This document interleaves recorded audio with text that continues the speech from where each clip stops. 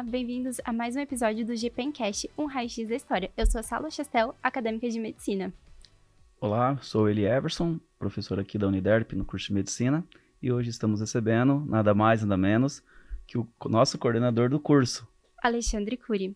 Ele é médico, otorrinolaringologista, é bem longo, hein? E também coordenador do curso de medicina da Uniderp. Hoje ele veio conversar um pouco com a gente já teve um outro episódio com ele lá nos primeiros, inclusive O primeiro verdade. episódio. Inclusive, se vocês quiserem dar uma olhada, vão até o nosso Episódio 01. episódio 01. E ali vai estar o professor Cury com o reitor da faculdade. Mas hoje é um episódio especial, então a gente quer Ele conhecer... não sabe ainda que é especial. Ah, É especial. já revelei. Especial. É um episódio especial contando um pouco mais sobre a sua vida, sua trajetória na medicina e parte pessoal, enfim. E outras coisinhas, né? Combinado, E- então vamos lá. Então, começando ali pela primeira pergunta, que é a clássica, a gente sempre traz aqui, que é sobre a trajetória na medicina. Como que surgiu o interesse? Como que foi entrar no curso de medicina, vestibular? Como que foi esse processo para o senhor? Sério que a gente tem que falar isso? Sério, a gente vai Meu ter que voltar Deus. um pouquinho aí. Então vamos voltar para a década de 1990. Né? Agora tá tendo vários trends assim na internet que falam, você lembra como que era 1980? sim. Você lembra como que era 1990? Bom, meu pai era médico, então indiretamente isso me facilitou pensar na medicina, né? Naquela época, assim, a medicina também estava sempre muito valorizada. E eu venho prestar meu primeiro vestibular em 1993, tinha terminado a escola, e aí eu não passei. Aí eu tentei novamente em 1994 e também não passei. Aí no vestibular, acho que era 93, 94, 94, 95, aí no vestibular 95, 96, eu fiquei por causa de uma questão na federal. Nossa. E era uma questão de inglês. Que eu não acertei, que na época era somatório, nem sei se ainda existe somatório. Não é mais somatório. Somatório você somava aqui não. as Isso. questõezinhas. E era uma questão que até hoje eu nunca esqueço, que era soap, que era sabão, eu achei que era sopa. Então, eu não esqueci porque eu não fui aprovado na federal por causa disso. Mas as coisas são, a vida é assim. Então, Sim. eu acabo indo para o Rio Grande do Sul, eu entro numa universidade, eu acabo sendo a primeira turma da Universidade Luterana do Brasil. Então, 1996. Então, eu demorei 3 anos até terminar o terceiro ano para entrar na faculdade. E aí, desde então, eu estou na medicina. E você foi sozinho pra lá? Ou tinha familiar? Ou foi também igual muitos alunos nossos vêm por cá?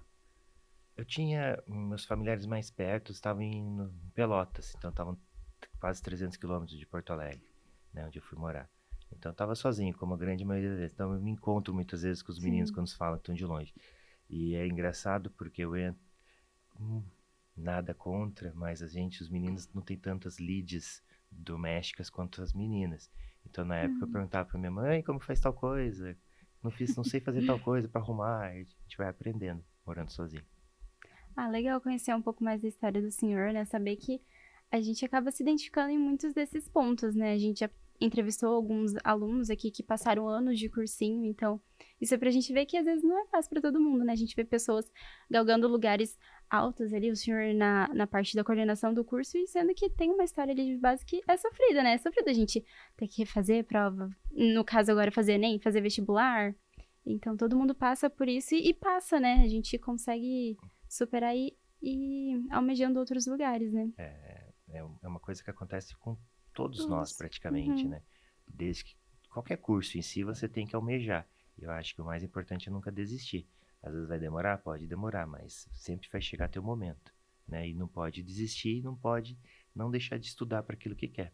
Que seja uma prova, que seja um módulo, que seja uma prova de vestibular, depois um concurso. Tudo isso vai ter essa mesma rotina. Esses desafios, né? E dentro do curso, como que foi esse processo? A gente fala aqui muito sobre pesquisa. Como que era isso na época do senhor? Já se incentivava a pesquisa? O senhor entrou em algum grupo? Publicou? Como era isso, né? Bom, então eu entrei na faculdade em 1996 e eu era também da primeira turma, então era um pouco diferente. Para vocês terem uma ideia, naquela época se falava que para entrar nesse curso, que era uma novidade no Rio Grande do Sul, precisava ter um computador você tinha que estar com um notebook. E aí era um 486, que acho que nem tem mais. Era uma coisa muito engraçada. E aí a gente levava os disquetes para salas de aula para poder... Sabe o que é um disquete? É aqueles quadradinhos, Isso, né? os pequenininhos. Né? Mas o computador eu não conheço, não. Eram os tijolões, assim. Então, aí teve isso. Depois, como eu tava aqui, a gente tinha proximidade de Ponta Porã, então eu conseguia levar aqui já eram uns disquetes maiores, que eram um quadrado maior, mas enfim. Indo para a tua pergunta de pesquisa, sim, eu acabei entrando eu fui aluno de iniciação científica, então eu participei, e também depois com isso eu acabei fazendo meu mestrado nessa mesma área, que era uma linha de pesquisa sobre glioblastoma, né, e os gliomas. Então era uma pesquisa sobre câncer, então a gente fazia cultivos de células do sistema nervoso central e depois a gente aplicava, e desses tumores, depois a gente aplicava algumas drogas para tentar saber se estavam sendo inibidos ou não. Legal. O Curi, e lá era tradicional, né? Matriz tradicional, ou não? O curso. É que a metodologia ativa, se a gente for pensar, a Uniderp em si, a nossa instituição, foi uma das primeiras, primordial. Então nós estamos falando de 2001, né? Então em 1996 a gente está ainda numa matriz unificada. O bônus que a gente falava que era uma coisa diferencial era, né, a necessidade que você ia usar o computador. Nós vamos fazer a prova nos computadores. Era muito nisso, entendeu? Mas a gente acabou vendo que não é esse o diferencial. O diferencial é como estudar. Curi, só pegar um gancho dessa sua história, que eu acho muito legal, porque nós temos vários alunos que não são de Campo Grande. Sim. Então, olha assim, o coordenador do curso também que foi morar, daqui em Porto Alegre, quase 2.000 quilômetros ou mais. 1.500 quilômetros. É muito longe também, né? A gente tá falando uma viagem de carro de pelo menos 2 dias. Assim, né? Hoje em dia eu não consigo dirigir tudo isso num dia só. Como que foi, assim, a adaptação à cidade, uma capital, que Porto Alegre é uma baita de uma cidade, né? E como que foi toda essa adaptação? São 1.500 quilômetros, para ir era um dia inteiro de ônibus. Então você pegava o Eucatura aqui às 8 da manhã e chegava às 8 da manhã do outro dia, né? E ele ia parando em várias cidades. Era bem interessante. Para vir de avião era só nas férias, vamos dizer assim, né? Ou um feriado muito grande que você podia conseguir, senão tinha que esperar. É um momento difícil, é interessante. Porto Alegre era grande, então você saía. Eu passei os primeiros quase um ano sem dirigir lá, então a gente tinha um sistema que você contratava um ônibus que te pegava em casa e te levava depois, porque a minha universidade era em Canoas, então era 25, dava uns 40 quilômetros da minha casa, então tinha essa facilidade. É uma experiência, sabe, tinha momentos que a gente bate a tristeza, tinha momentos que a gente precisava de rede de apoio. Então, como minha turma, eu fui da primeira turma e por sorte a gente teve ali muita gente também vindo de fora, então a gente fez um grupo bem legal de apoio em si, né? Mas não tinha GPS, então era um mapão. Quando eu comecei a dirigir em Porto Alegre, você tinha um mapa da cidade para você começar a ter referência. Eram coisas interessantes na época. E o fato mais engraçado para mim de Porto Alegre, que eu gosto de contar, é o meu primeiro inverno. Porque, imagina, Rio Grande do Sul, junho, julho, frio pra caramba. E aí Campo Grande também faz seus frios, mas se você sabe que tem um sol aparecendo, meio-dia, 30 Dá uma graus. esquentadinha. Então eu olhava assim, aquele dia lindo em Porto Alegre de junho, final de junho. Sol, vou só de moletom, bem fininho. Passava o dia inteiro com 5 graus, 4 graus. Aí tinha que correr. Lá no sul existe um termo que é lagartear ao sol. Você sabe o que é lagartear ao sol? Você fica, no dia frio você fica no sol ali, né, Isso. tentando se esquentar. Isso, então é o que a gente mais fazia, lagarteava ao sol nos intervalos. Eu lembro muito do meu avô. Ele sempre fala isso. E puxando um pouco ainda dessa sua adaptação em Porto Alegre, como foi para o senhor, assim, a integração com as outras pessoas? Surgiu a Atlética, centro acadêmico, porque o senhor dá um apoio bem legal para esses grupos. Como que é isso para o senhor? Como que era na sua época? Isso influenciou a sua maneira de agir na coordenação do curso? Bom, como eu te falei, eu fui da primeira turma dessa minha faculdade, então nós fundamos o centro acadêmico, eu sou um dos fundadores do meu centro acadêmico. Atlética, não tinha muito naquela época, no Rio Grande do Sul, as atléticas em si, dentro das universidades, não tinha essa competição esportiva que é importante, né?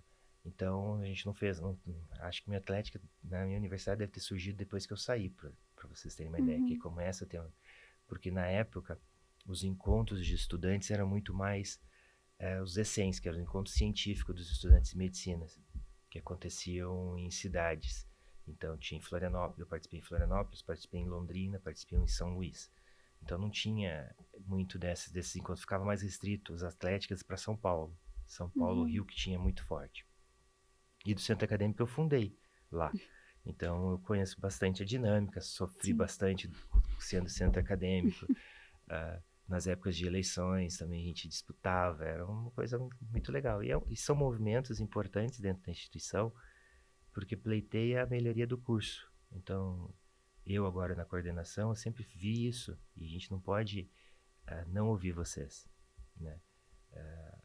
Por isso que a gente brinca que a coordenação está sempre aberta. Não preciso eu ser do centro acadêmico para ir na coordenação, não preciso ser o líder de turma para ir na coordenação. É importante estar sempre escutando vocês, porque para trazer uma melhoria, o professor Elierves, podemos ter milhões de coisas na cabeça, mas será que é o que vocês precisam nesse momento? Então é importante estar ouvindo vocês. Legal, interessante saber disso, né? O senhor é visível, né, que sempre tá em contato, sempre tá em reunião, o pessoal sempre manda. Inclusive, da vez que a gente entrevistou a Júlia, né, do Centro Acadêmico, ela fala, né, que sempre tá em contato com vocês, a gente sempre recebe as atas, né? Então dá pra ver essa sua proximidade. É interessante saber também da história por trás disso, né, do senhor. Até mesmo o grupo, né? O Curi, sempre que a gente precisa do grupo, ele tá Sim, atendendo. também. O projeto também surge porque teve apoio da coordenação, senão esse projeto não surgiria. Ô, Curi, você termina o curso, vai direto para fazer residência ou vai para o mestrado? Como que foi essa trajetória sua? E por que a área específica? Essa especialidade? São grandes situações muito comuns de acontecer. Por exemplo, eu vou me formar em 2001.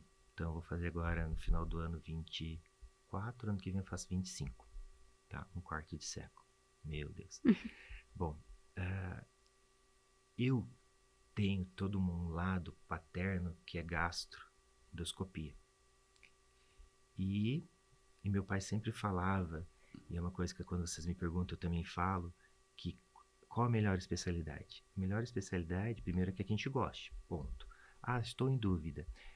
Busca uma especialidade que você possa agregar clínica, cirúrgica e procedimento. Então eu sempre via essa possibilidade. Uma especialidade que tenha clínica, oftalmo. Uma especialidade que tenha cirurgia, oftalmo. Uma especialidade que tenha procedimento, oftalmo. Mas tem a otorrino, que também tem a mesma situação. Tem a uro, por exemplo, que tem uma clínica, tem uma coisa mais cirúrgica, uma pegada mais cirúrgica. Então era sempre que ele me falava nisso. E eu saí muito com os olhos de oftalmo. Até chegar na disciplina onde eu passei pelo oftalmo. Aí eu não enxerguei nada. De fundo de olho, de coisas assim. Você tem que fazer fundo de olho. Meu Deus, o professor falava que estava vendo, eu falava só, sim, verdade. Na otorrino foi a mesma coisa. Quando falava que dava para fazer otoscopia, meu professor mostrava e também dizia que não via. Então, quando vocês passavam no meu ambulatório, eu falava, pode falar a verdade, sei que vocês não estão vendo. É difícil, demora. Mas eu estava nessa dúvida, para onde ir? E, de novo, eu fui da primeira turma. Não passei para otorrino na primeira vez. Eu estava enviesado para otorrino já. Mas, como eu era da primeira turma, a gente tinha uma proximidade muito, muito grande com os professores e minha universidade lançou algumas faculdades, algumas especialidades. Gineco, clínica, cirúrgica. E eu prestei também para essas especialidades. Também não passei. Estava bem concorrido. E aí, em dezembro, a gente se forma em 11 de dezembro, no final de dezembro, a gente estava ali, como eu frequentava bastante a faculdade, coordenação, um dos coordenadores falou, olha, nós vamos abrir uma residência de nefrologia.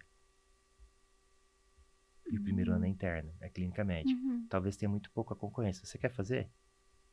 Aí eu quero. Por que eu queria fazer?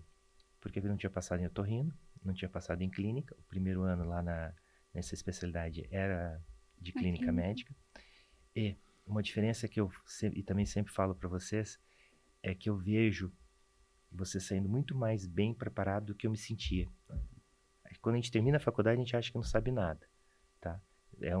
Mas eu vejo vocês sabendo muito mais do que eu, esses alunos da Uniderp, na época. Principalmente pela vivência que vocês têm no internato. Na época era 1 ano e meio, a gente ficava muito dentro de hospital. Hoje vocês saem, tem muito mais a parte no PESAP e no estágio regional. Então, vocês têm uma mão muito maior. Então, a gente ficava com medo de sair dentro de Porto Alegre e atender. Então, você fazendo clínica, você tinha um suporte, aprendia um pouco mais. Então, eu acabei entrando na residência de nefro. E como que foi parar em otorrino? São coisas que só o Papai do Céu explica. São coisas que vão acontecendo. Então, meu plano estava traçado. Fazia nefro, fazia o primeiro ano de clínica médica, que era nefro. Eu tinha 2 colegas que queriam fazer cardio. Então, eles só precisavam fazer 1 ano de cardio, 1 ano de clínica médica, prestar prova, passavam para cardio, iam para cardio, abria 2 vagas de clínica médica. Então, eu poderia pular de programa. Em vez de fazer um R1 já de nefro, eu pulava para o R2 de clínica. Aí eles ficaram, os dois ficaram de primeiro suplente nos lugares de cardio na boca para ser chamados. Se tudo isso acontecesse, eu fazendo 2 anos de clínica, eu vou fazer o gastro depois. Como eu sou otorrino, nada disso aconteceu. Não. Eles não passaram. Depois eles vieram a passar depois do 2º ano de clínica médica que eles fizeram, lá no Instituto de Cardiologia. E eu saí do programa de nefro, porque eu não queria entrar no programa de nefro. Eu não me sentia indo fazer nefrologia. Eu queria 1 ano de clínica, que servia para me estudar, servia até para me poder continuar. Novamente eu não passo para otorrino, né, naquele 2º ano, terminando a residência. E meu professor, lá da faculdade, que é o professor Geraldo, ele chega e fala: nós vamos montar uma residência de otorrino daqui a 1 ano. Você quer nos ajudar a participar e montar? Não, professor, ajudo. Aí eu fiquei como um R0. Ficava estagiando de vez em quando, onde eles estavam pensando em colocar os programas onde ia ser o local onde o residente participaria, né? E eu me matei de estudar. Aí eu fiz um plano. Qual que era o meu plano? Meu plano... Conhece o Medicurso? Sim. Então, os MEDs começaram naquela época. Eu fui acho que foi da 2ª turma que teve de Medicurso. Nossa, não imaginava que era tão antigo o curso. E era presencial. Ué, mas não é em São Paulo? Então, se eu não me engano, eram 3 professores na época. Um ficava em São Paulo. Não, eram 6. 2 ficavam em São Paulo, 2 ficavam no Rio e 2 iam a Porto Alegre, de avião. E eles ficavam trocando. Então a gente passava uma tarde tendo aula com eles. Que legal. Nossa, tudo o perfeito. Curi também é história. Só para contextualizar, assim, o Márcio, como eu, não sabemos o que é esse Medicurso, o que é. É um cursinho. Um cursinho para residência, onde você acaba fazendo toda a revisão. Entendi. Entendeu? Ali eles te dão apostilas, então você tem questões para fazer. Então eu fiz um planejamento de fazer esse Medicurso, trabalhar até julho. Então ali eu tinha uma rotina de trabalho para me poder me sustentar. E a partir de julho eu larguei tudo, meus trabalhos, fiquei com um plantão só, que é o que me sustentava assim, pagar minhas contas.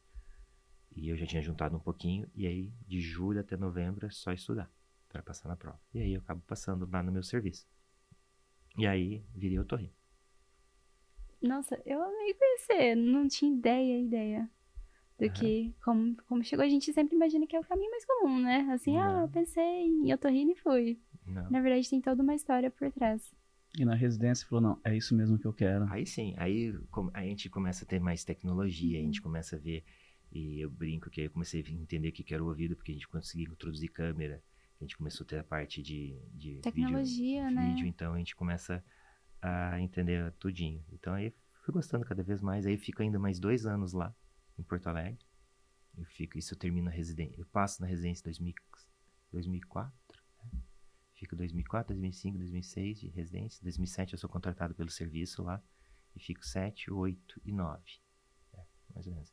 Aí em 2009, que aí entra um pouco do mestrado, então eu já terminei a residência, e eu começo a fazer o mestrado lá, já terminando a residência, então eu era preceptor da residência, e começo a fazer o meu mestrado com a minha professora de iniciação, a professora Adriana. E aí começo o meu mestrado, a minha faculdade ela entra para um período ruim, e acaba acabando com o serviço de residência por um certo período, que é a UB, que agora volta depois a ter todo um histórico positivo. E nisso eu venho para Campo Grande em 2009. Aí meu pai, não, pode voltar para Campo Grande, eu prometo que você vai se dar bem, não sei o quê. Eu falei, não, pai, tô bem aqui não, vem para cá. Aí ele brincava como Campo Grande era melhor do que Porto Alegre, fazia umas comparações, não sei o quê. E aí eu acabo vindo em 2009 para Campo Grande. Em 2010, no final de 2009 eu faço o curso para ser professor aqui. Em 2010, os 2 otorrinos que davam aula aqui, que era o professor Renato e a professora Solange, saem. E aí eu sou chamado, eu e a professora Karen, para começar os ambulatórios de otorrino. E aqui estou desde 2010. Que história, hein, professor? Que história. Todo mundo acha que as conquistas são linhas contínuas, né? Não tem esses percalços, né? Sim. E são esses percalços que levam a realizações, assim, que a gente não imagina, né? Que se tornam importantes para nossa vida. Vai nos dando casca que a gente brinca, né? São situações que a gente vai aprendendo. Todo o ato de não passar num momento na residência, o ato de você não passar no momento de uma prova, é triste, a gente ficava chateado. Eu sempre gostei de dirigir, então em Porto Alegre, e a gente estava a 100 km da praia. Então quando eu não passei na residência pela primeira vez para otorrino, cara, acabou meu mundo, eu fiquei super chateado. E aí eu peguei o carro e fui pra praia, né? Era 100 km, era uma tarde, fiquei lá, aí fiquei escutando o mar e tal. E porventura uma amiga da mãe me liga, precisava de uma ajuda em alguma coisa em Porto Alegre. E falou assim, eu contei pra ela, Alexandre, portas se fecham, janelas se fecham, mas se abrem portas. Aí no outro dia meu professor estava me ligando para me oferecer da nefro, entende? Então são momentos que vão acontecendo. Não dá para desistir, não dá para baixar a cabeça ou abaixar para estudar mais. Sim. Ô Curi, aí você ficou 10 anos em Porto Alegre, né, nessa... 2 perguntas assim que não tem nada a ver. 13.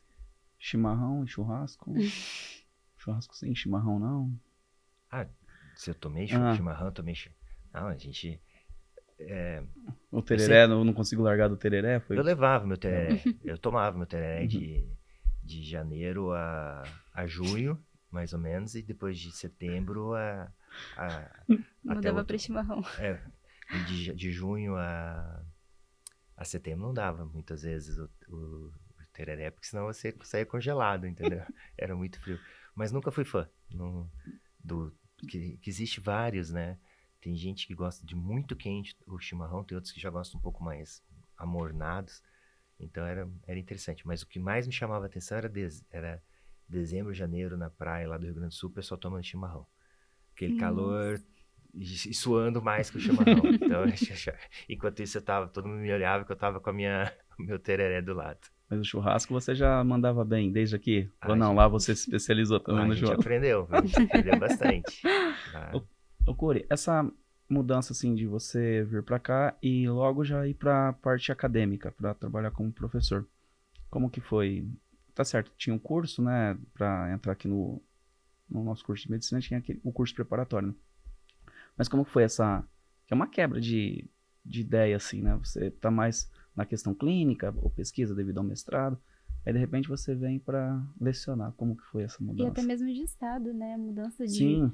Médicos, você conhece em Porto Alegre, e mudar para Mato Grosso do Sul, para Campo Grande, que apesar de você ser daqui, você já entra em um outro grupo de médicos, né? E sem contar que ainda tem metodologia ativa aqui, né? Muitas mudanças. Então, como eu falei para vocês, eu tinha sido contratado para ser professor da residência. Então, indiretamente, eu já estava envolvido com o aluno, né? Um aluno diferente, um aluno que já estava fazendo a sua especialização. Então, eu já tinha uma veia que me chamava para isso, né?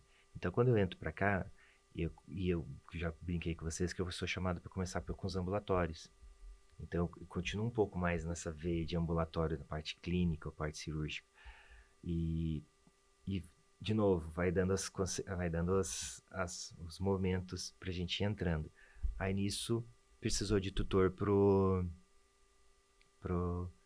na época não era entrada semestral, era entrada anual, então eu fiquei no quinto e sexto semestre. Então, aí tinha dor abdominal, dor e febre. Poxa, era barbada, porque dor abdominal era meu gastro, que era o meu dia a dia, que eu gostava. Dor legal, febre também, eu tinha tido minha veia um pouco clínica, dominava tranquilo. Aí o sexto semestre era perda de sangue, perda de peso e problemas mentais. Beleza, tranquilo, porque um deles tinha epistaxe, então eu já dominava. Verdade. Então eu sempre tinha essa facilidade. Aí depois eu subi. Não é que eu subi, porque você ficava... como eu falei, era anual. Então, a turma que fazia o quinto semestre, fazia de manhã. E fazia junto, não tinha sétimo. Então, eu ficava no quinto e no sétimo. Agora, eu já estou me confundindo. Não tinha o sexto. Não tinha o sexto. Isso. Não tinha o sexto. Então, depois você ia para de tarde fazer o sexto. Eu sei que eu passei pelo quinto, sexto, sétimo e oitavo semestre de tutor. Caramba, pegou uma bagagem boa, né? Então, o legal é que o senhor entende, né? Então, tudo faz sentido. O senhor sabe como funcionam esses módulos, como que tá a cabeça dos alunos nessa etapa do curso, né? Tudo se encaixa ali. Então, eu me divertia bastante, principalmente no módulo da Lilian. Nossa, nem me fale. Eu me divertia bastante. A gente quebrou uma cabeça com esse módulo, hein, doutor? Ainda bem que se quebra, a gente coloca no lugar depois. Sim. E aí, nisso, depois de um certo tempo, eu assumo o CEMED como diretor do CEMED. Aí eu fico um período como diretor do CEMED, que fica mais responsável pelo internato dos meninos que estão passando ali pelo centro de especialidade, do quinto e do sexto ano. Aí eu que faço a prova, eu que a gente entra mais nesse lado, até depois ir para coordenação. Coordenação você entra em 2021? 2021. Como que foi pegar a coordenação de um curso no meio da pandemia? Só isso? Eu tinha, assim, a professora Lucileia tinha deixado o curso super bem alinhado para essa situação da pandemia. Então, nisso a gente não teve dificuldade. A parte difícil é que ainda a gente vivia uma transição de volta, não volta, volta, não volta. Então, tinha momentos que parava, depois voltava, momentos que parava. E aí, nossa instituição, a gente teve muita facilidade, porque a gente tinha todas as salas, nós éramos o único curso aqui dentro da instituição, praticamente. Então, a gente podia usar qualquer sala de aula, não ficar só nas salas de tutorias, que eram menores, que a gente precisava de espaçamento. Então, isso nos facilitou bastante. Foi tranquilo. Tranquilo. Só minha coordenação no meio da pandemia, mas tranquilo. Foi tranquilo. Uhum. Aí passou... Pode falar? Aí passou a pandemia, aí o curso começa... Quando você já assumiu, já tinha 2 semestres, né, de entrada, né? Ou ainda não? Não, eu acho que eu começo... Eu que faço... não me recordo se eu começo, eu que faço a transição. E aí, como que foi também essa mudança? Porque mais professores, mais alunos, 2 matrizes praticamente, assim, mesma matriz, mas com 2 momentos diferentes no mesmo semestre. Mas aí entra um pouco... essa é um pouco da parte da gerência, né? Que você acaba tendo que fazer. 10, 20 alunos, vamos dizer assim, para gerência, não muda. Porque só tem que ter um bom planejamento, tá? Então... sempre que se a gente ia receber 10 alunos, 20 alunos, a gente estava preparado para isso e com campo para isso, entende? Então, nunca foi isso o problema. O que traz sempre uma dificuldade, muitas vezes, para a gerência é a imprevisibilidade, alguma coisa que acontece. Tipo agora, por exemplo, que a gente teve, nós estamos no meio do semestre e nós tivemos que 2 professoras saírem. Isso que são situações que, porque elas estão gestantes e aí anteciparam a gestação e tal. Então, isso é muito mais difícil do que um início, porque está tudo rodando direitinho. Nessa situação, quando elas saem, você precisa já estar preparado com o professor para poder substituir, às vezes. Só que a data era dia 10 e ela só saiu dia 5 antes, então tem 10 dias antes. Então, isso é muito mais difícil no teu planejamento do que essa montar. E a gente tem que olhar para o corpo docente. E isso sempre, a nossa instituição sempre teve muita sorte, que é um corpo docente de excelência. Todo mundo abraça a causa em qualquer situação. Então, isso sempre é outro facilitador. Por isso que eu te falo que sempre foi fácil. Muito nisso. A próxima pergunta, ela é mais relacionada a habilidades.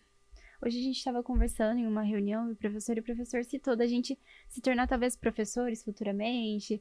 E isso, mostrando esse lado do senhor que passou de médico para professor, para coordenador, que habilidades o senhor percebeu que mudou ao longo do tempo, que o senhor adquiriu ali para sair de um médico, um estudante médico e agora numa posição ali de educador, de gestão? Acho que a gente tem um crescimento, né? Por exemplo, eu, como aluno lá em 96, eu não sei se eu me daria bem na metodologia ativa. Eu sempre fui tímido. Muito tímido. Então, por isso quando alguns de vocês vão lá e falam que tem dificuldade, eu entendo muito bem. Eu não sei se eu me sairia bem de ficar falando. Nunca fui. Na hora de apresentar os trabalhos, eu era o que ficava passando os discos. O reto projetor, que era um negocinho que você fazia assim, né? Então, eu era muito mais nesse lado. Ou trocava as transparências, né? Isso. Então, mas a gente vai... Aí, o lado de ser médico também, quando você começa a ter mais relação, isso vocês são mais desinibidos, porque vocês estão lá no PNESC, lá no início você já conversar, isso vai dando habilidades, né? Então, esse é um primeiro passo que eu acho que eu adquiri, né? E uma outra que, quando eu fui apresentar meu mestrado, minha professora falou e meu coordenador também falaram, só você sabe bem o mestrado, os outros eles não sabem bem o mestrado, então fica tranquilo. Então isso eu sempre levo para qualquer apresentação, que seja uma aula, qualquer coisa, eu que sei. Então só no sentido de te dar tranquilidade, você domina o assunto, então vai te dando mais tranquilidade. Então quando vocês tiverem que agora a turma que vai ter que apresentar os TCMs, fiquem tranquilos, são eles que sabem, fiquem tranquilos na hora de fazer, né? Então eu acho que foi muito nessa habilidade. As outras, a parte de gestão, a parte... É um aprendizado contínuo, né? Você nunca está 100% dominando o assunto. Tem que ir aprendendo. O ato de olhar, o ato de observar. Quando você está na residência, você não sai fazendo a primeira cirurgia. Você olha, observa, vai dar errado, você vai penar. Talvez na minha gestão... Talvez eu comece a sentir que eu estou ficando bem agora. Não foi em 2021, não foi em 2022, 2023. Talvez a partir de 24, 25 que eu comece a me sentir mais seguro na minha gestão. Entende? Então, o aprendizado é contínuo. Como também o momento que você começa a achar que está ficando muito bom, é o momento de você parar e revisar tudo. Porque, você ainda precisa aprender mais. Então, nunca a gente pode achar. Você tem que se sentir seguro, mas um seguro com responsabilidade. Responsabilidade de buscar mais conhecimento. Já que a gente está nesse campo, você poderia, assim, explicar pra gente como que é a estrutura? Porque toda vez que fala em coordenação, a primeira coisa que vem à cabeça é o coordenador do curso, né? Nós já sentamos aqui com o professor André, com a professora Sandra, que foram também coordenadores do curso. Eles explicaram que esse entorno da coordenação é muito importante. Então, assim, para os alunos que não conhecem muito, para os nossos ouvintes, como que é essa estrutura da coordenação do curso de medicina, que é diferente dos demais cursos aqui da universidade, né? É uma coordenação bem diferente. Tá. A coordenação em si, então, a gente tem o professor Cupertino, que é o meu reitor, tem a professora Dani, que é minha pró-reitora, e eu estou na sequência. É claro que tenho também, da nossa companhia, tem a professora Denise Prioli e o professor Fernando, que estão acima, fazendo todas as nossas deliberações. Aí entrou o Alexandre, coordenador de curso. O Alexandre, ele tem a sorte de trabalhar com umas 3 pessoas diretamente próximas, que é o professor José Luiz, a professora Leda e a professora Rafaela. Então, eles 3 ali são meus primeiros pilares que me sustentam na minha ausência ou no que eu preciso atingir, muitas vezes, algum aluno. Então, eles vão dar o primeiro suporte.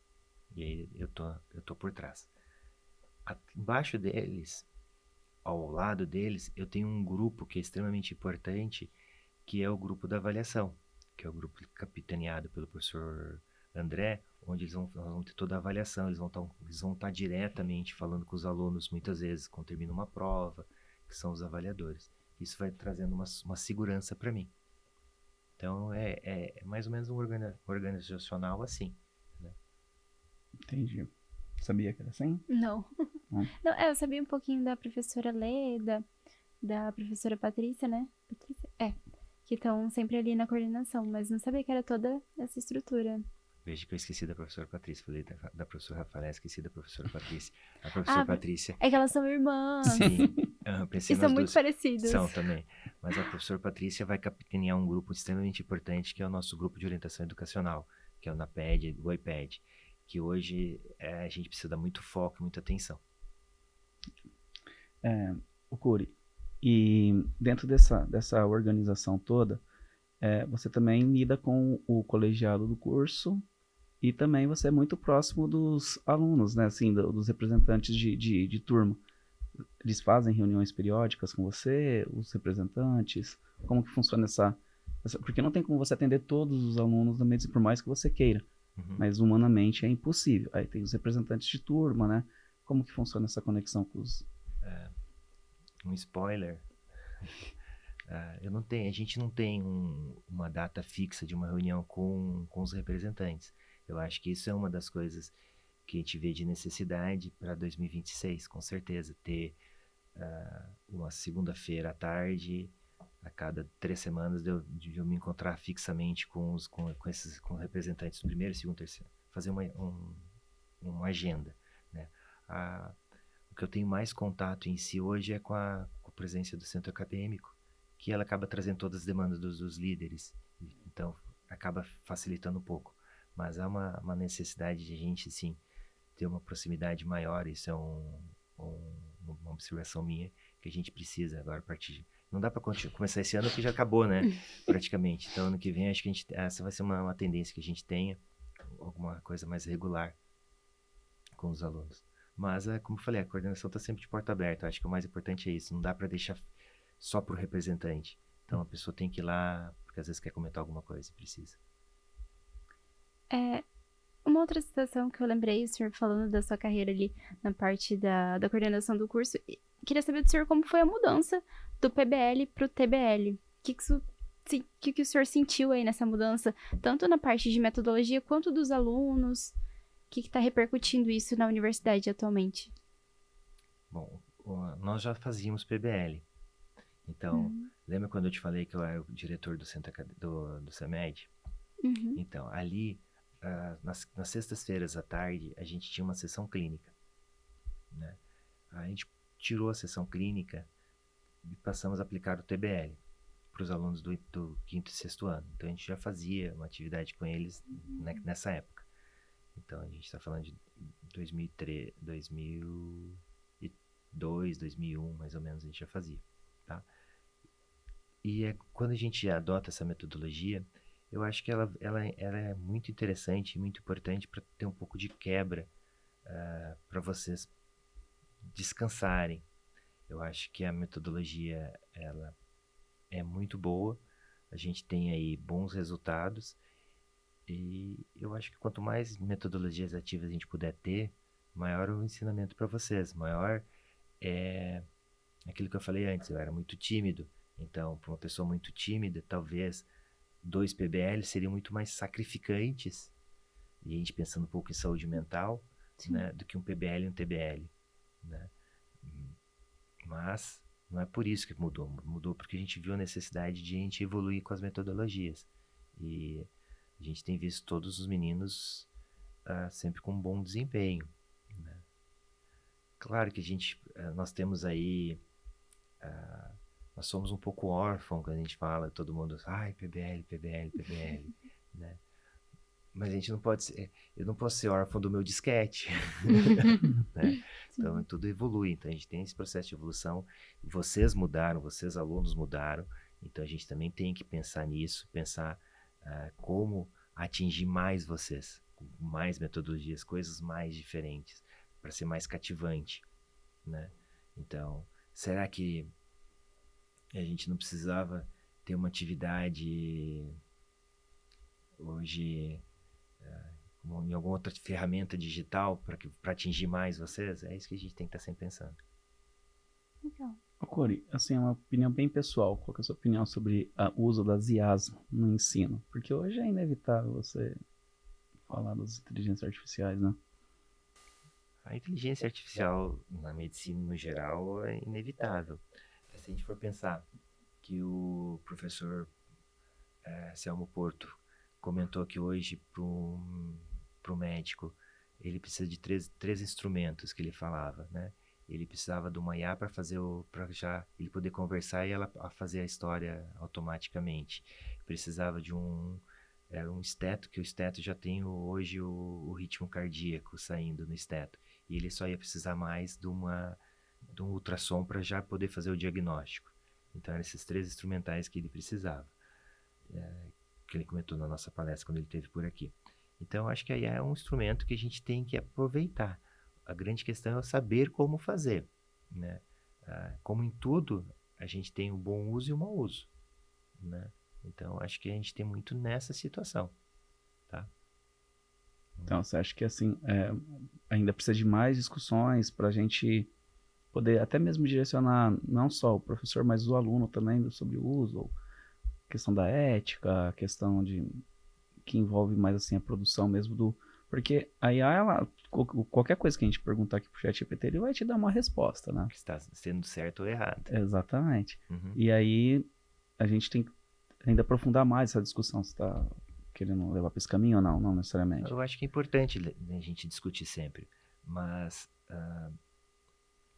eu preciso... No momento que a gente tem que pensar... Eu acho que a diferença... Um aluno que está em formação, eu acho que a IA pode me ajudar em alguns momentos, não a fazer um resumo, não a estudar. Ele poderia me auxiliar na busca de um material, tá? Em alguma coisa assim. Porque eu preciso sedimentar conhecimento quando eu sou aluno. Então, uma coisa muito resumida, que às vezes é o que a gente quer fazer aquela atividade de falar só alguma coisinha, pode ser bom para aquele momento, mas eu preciso entender o que está acontecendo no sistema. Eu preciso... da primeira vez que vocês me falaram, a gente esteve aqui, falaram que eu tinha que falar um livro, eu vim com essa ideia de pensar no livro. Eu já estava falando, pessoal, você tem que pensar no Guyton, um livro de fisiologia. É um livro que é extremamente importante todo mundo saber. Então é muito nisso, sabe, Elieberson? Acho que a IA entra muito no uso racional nesse sentido. Acho que não dá para confiar 100%, não dá para que só IA, eu preciso... a velha guarda sempre quer usar um pouco do livro em si, né? Então, acho que é muito disso. Tem mais? Eu tenho. Tenho Então... mais uma. Mas é mais amplo, assim, sobre desafios e... desafios que você encontrou ao longo do curso ali, como coordenador, e também coisas positivas que o senhor viu que o senhor conseguiu alcançar ali. Esse lado positivo e negativo que o senhor enfrenta durante esses anos. Acho que um lado difícil que a gente tem enfrentado, que a gente está buscando solucionar, é o nosso sistema de saúde no geral, Hoje a gente tem tido muito mais dificuldade no Sistema Único de Saúde, o número de paciente. Então, hoje nos traz a importância de a gente sempre ampliar o campo de ensino para vocês. A nossa Santa Casa é um hospital de excelência, mas por vários motivos, em alguns momentos, a pediatria está fechada, então eu tenho que oferecer isso para vocês. Então, isso se torna... Eu preciso olhar outros campos. Então, acho que isso é uma coisa extremamente importante. Mesmo vocês alunos pensando, puxa, Santa. A gente tem diversos hospitais tão bons quanto que vocês podem usar. Então, acho que essa é um desafio que nos leva a sempre ficar pensando em onde melhorar mais ainda os campos de estágio para vocês, porque a gente vive um sistema de saúde, no geral, no Brasil inteiro, que infelizmente se torna caótico às vezes. E acho que eu acho que a conquista a gente teve ano passado, quando todo mundo se uniu, vocês, alunos, defenderam o curso que foi. Eu acho que ali foi meu ápice na coordenação, quando a gente atinge a nota 5 do MEC. Então ali foi um engajamento de vocês, alunos, de eu como gestor e incentivando os coordenadores e toda a companhia nos apoiando. Eu ia tocar realmente nessa questão porque a visita do MEC, assim, a visita ela foi uma consequência do serviço que nós vínhamos fazendo, né, Curi? Porque chega nesse momento a gente tem que evidenciar, porque o serviço, a prestação de serviço que a gente faz, tanto como para os acadêmicos quanto para a sociedade, esses serviços ocorrem no dia a dia. Mas o detalhe é que a gente falta muito assim na questão da sistematização de como evidenciar isso. Como que foi esses bastidores pra gente evidenciar? Eu sei que eu lembro que eu olhava no Instagram dele 2 horas da manhã, o cara tava, terminei agora. Como ali que eu já foi? estava estudando para apresentar. Já estava estudando. Ali era para apresentar, entendeu? Como era a minha prova, então era meu vestibular, então ali eu precisava estudar até qualquer horário. Então eu tinha que ser médico, tinha que ser pai, tinha que ser não sei o quê, tinha que ser o coordenador, então tinha que ter um horário para estudar. Os bastidores foi legal, foi tudo, a história que a gente tem que contar, né? Tudo, os papéis, tudo isso já existia, só que estavam às vezes não tão bem documentados, então a gente tinha que mostrar essa documentação. Então ali a gente trabalhou bastante, foram semanas, foram meses de trabalho para apresentar tudo. E aí na última semana, quando você acha que está tudo pronto, sempre faltava alguma coisinha, que é normal quando a gente está estudando para uma prova, que a gente chega para estudar e tinha o colega falando, pô, você viu tal coisa, viu sobre o ouvido? Não cai sobre o ouvido, então aí você vai ler na última hora. Então é isso. Acho que foi um momento interessante.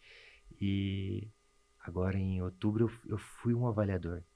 Então eu fui em uma cidade, vi uma universidade e aí vi o outro lado, né? Vi como que eles me vi o coordenador nervoso, tudo isso que eles precisavam apresentar e nos apresentar como a gente apresentou bem. Legal. Pensei em mais 2 perguntas. A primeira é sobre novidades para 2026. O que o senhor tem pra gente saber que a faculdade vai fazer? Curso de medicina? Se tem alguma coisa ali nova? Você me pegou, hein? Essa é difícil. É que é mais parte burocrática, talvez, né? Mas eu não sei se tem algumas mudanças aí por vir, melhorias. Nós temos mudanças, a gente vai dar uma... Eu falei para vocês que um dos focos que eu vejo é a nossa saúde no estado em geral, então a gente vai buscar modificar um pouco o internato. Tá? Eita, eu vou entrar no que vem, doutor. Mas o ato de modificar é ampliar, vamos dizer assim, ampliar campus, por exemplo, nosso objetivo é que se tudo der certo, em vez de você ficar só na Santa Casa, você vai lá na Santa Casa, eu vou dizer que você vai na Santa Casa na Scope, que é minha clínica, vamos dizer assim, só para não dizer que é um outro hospital nesse momento, você vai para lá, vamos somar mais isso. Você provavelmente vai estar passando um ambulatório aqui de otorrino, e porventura você vai lá no clínico do Alexandre. Então a gente vai ampliar. Eu ficava só 2 semanas na otorrina, agora eu vou ficar 4, vamos dizer assim. Legal. Então a gente quer mudar, ampliar o tempo que vocês estão passando, modificar nisso, até porque, se vocês não sabem, houve uma nova diretriz curricular que a gente precisa implementar, com modificações, dentre as quais um maior tempo do estágio na urgência e emergência. Hoje, eu já preciso ter um número X na urgência e emergência, junto com a medicina de família. Agora a gente precisa equalizar. Nossa escola foi uma das primeiras a ter urgência e emergência. Quando estava pedindo para ter na diretriz, nós já estávamos colocando.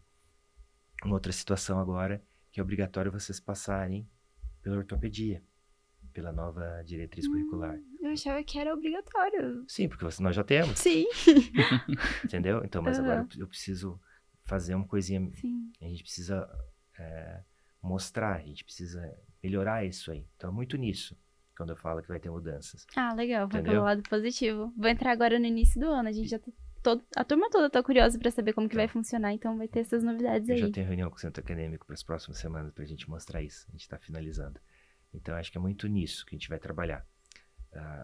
Outra situação da nova diretriz curricular é a obrigatoriedade de vocês passarem pela UTI, né, intensivismo. E vocês já passam, nós vamos ampliar. Então, muito disso quando eu falo mudanças, entendeu? E cuidados paliativos também, né? Tem essa atualização também, né? Cuidados paliativos não está mais dentro da diretriz em si, mas vocês já passam. Vocês têm uma semana que vocês ficam acompanhando à tarde e pela manhã vocês fazem visitas. Entendeu? Legal. Então essa é uma mudança, novidade que está para vir aí. Boas novidades.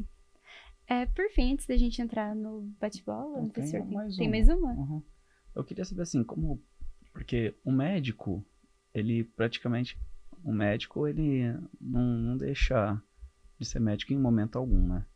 Então, você tem essa dupla jornada, digamos assim, coordenador de um curso grande, e para quem não sabe, o curso de medicina é o maior curso que nós temos aqui na universidade, maior em termos de aluno, de professores, de turmas. E o maior da companhia. E o da Uniderp é o maior da companhia. Então, assim, a gente não está falando de um curso qualquer, a gente está falando de um curso muito grande. E aí você também tem um lado da clínica, você também você é plantonista. Não, parou. Não dá conta. Como que é, Curi, essa dupla jornada? Hora tá lá, aqui, cabeça lá, a cabeça tá lá com a cabeça aqui, como que funciona isso? É por isso que você tem que ter uma estrutura de apoio, né? Então entra muito no que a gente estava conversando antes, né? Então a gente tem todos os professores que quando eu não estou presente, eles estão me substituindo, eles estão à altura para isso. Então isso me tranquiliza. Não desligar, mas olhar menos o WhatsApp hoje em dia, né? Mas é muito isso. Mas eu não vejo isso como problema. Eu acho que serve muitas vezes dos dois lados como um descanso. Às vezes você sai com vários problemas daqui, e aí quando você vai fazer uma outra atividade, que seja atender, que seja, serve para você pensar no que está acontecendo. Puxa, podia ter feito isso, vamos fazer tal coisa. Então isso é um fator que te ajuda. O inverso também, atendi um paciente super ruim, não sei o que fazer, talvez eu tenha que operar, operar hoje, operar amanhã, será que só a medicação vai melhorar? Aí você vem pra cá, atende, refresca a cabeça, ganha mais problema, tendo que vir aqui fazer o poste. Aí você, eu podia ter feito isso, vamos operar amanhã? Então, eu não vejo. Assim, quando você... aí entra um pouco de Porto Alegre. Porto Alegre, você ficava 1 hora, 2, numa grande cidade, às vezes você fica 1 hora parado no trânsito, 2 horas parado no trânsito para ir e para voltar. Isso em Campo Grande não tem. Então são esses horários que a gente ganha de atendimento, são horários que a gente ganha. Para refletir também. Para refletir. E mais uma, prometo que é a última, tá?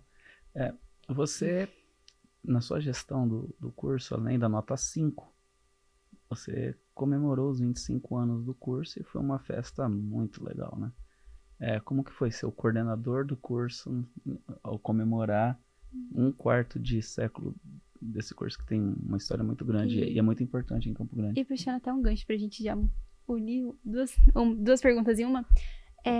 tem alguma história aí boa do senhor durante esse período do curso que, assim, te fez feliz? Fez perceber que o senhor tá realizado, estar aqui, em ser coordenador, sabe? Uma história que te comoveu, falou, nossa, que bom que eu estou aqui.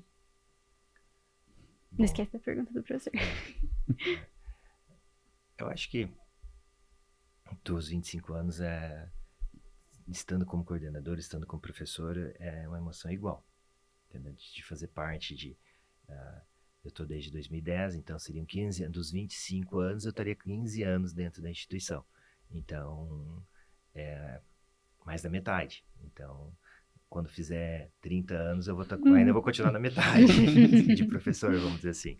Então, eu acho que é importante, é emocionante, é cativante, mas eu acho que não é o coordenador, o Alexandre, que vai fazer os 25 anos, então é toda a história que se passou. Eu fui um privilegiado de ser nesse momento, mas como seria extremamente privilegiado de ser um professor nesse momento. E foi muito bonito, foi muito legal, foi interessantíssimo ver pessoas que criaram a história do curso de medicina, falando e voltarem e verem. Um dos nossos avaliadores na época que veio em 2024 tinha vindo em 2010, então ele viu todo esse crescimento também. É muito gratificante isso, né? É gratificante. Até porque, eu até sei por causa dessa pergunta dos 25 anos, porque o Everson foi um grande idealizador dos 25 anos. Não, por causa do Então, nosso artigo também, né? Porque queria que tinha que ter festa. A festa foi importante, mas eu acho que a festa não dá pra gente contar aqui, né? Não, pode contar, não tem problema. Foi tudo organizado com carinho, a gente buscou nisso, e toda a equipe que trabalhou para a cerimônia que a gente teve aqui no auditório foi muito legal.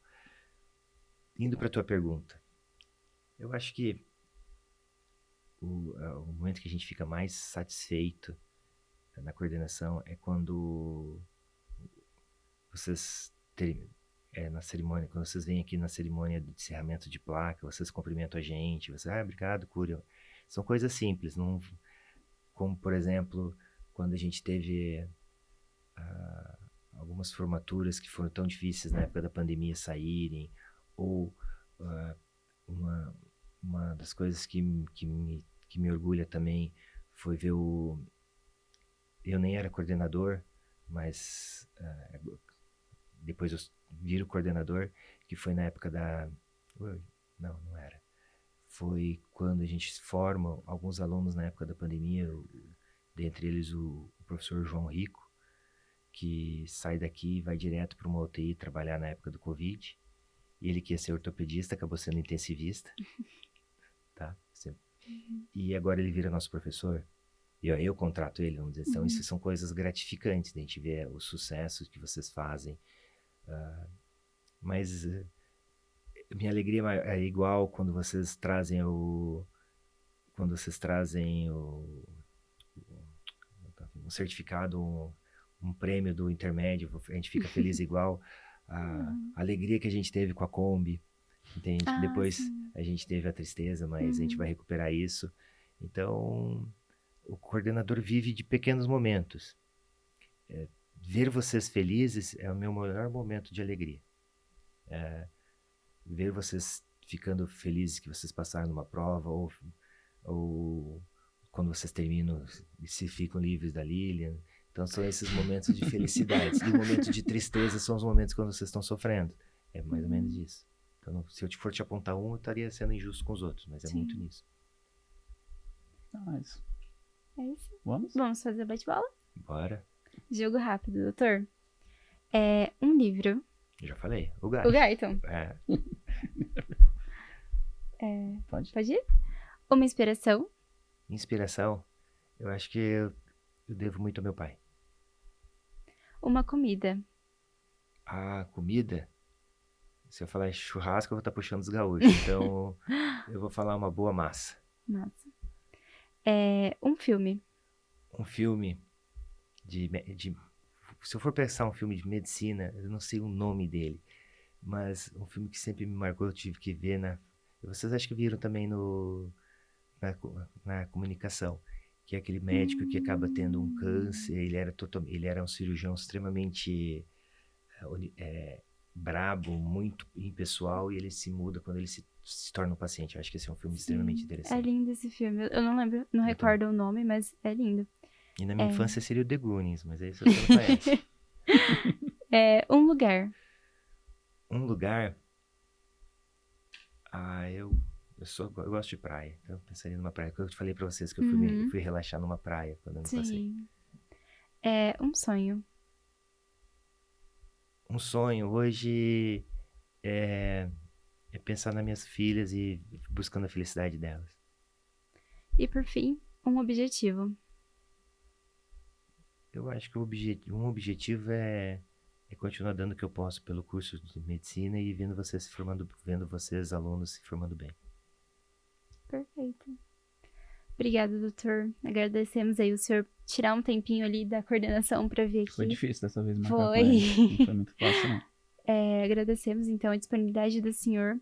Espero que tenha gostado. E sempre a gente tá aí junto. Eu tô sempre à disposição. Eu fujo, mas eu chego. Podem ter certeza. Curi, muito obrigado por ter aceitado o convite. Obrigado por todo o apoio que você também dá para o nosso grupo, né? Estamos com 4 projetos rodando, mais a 2ª edição do podcast. E não é fácil se a gente não tiver apoio da coordenação do curso, tá? Então, muito obrigado por ter aparecido novamente no podcast para bater um papo, que muitas coisas nem eu sabia. Né? Por mais que a gente acha que conhece as pessoas, sempre tem uns detalhes que nos leva a pensar, pô, que legal, né? De repente... O Curi também é história. Curi também é história. É isso aí. Bom, esse foi mais um episódio do nosso podcast. Até a próxima.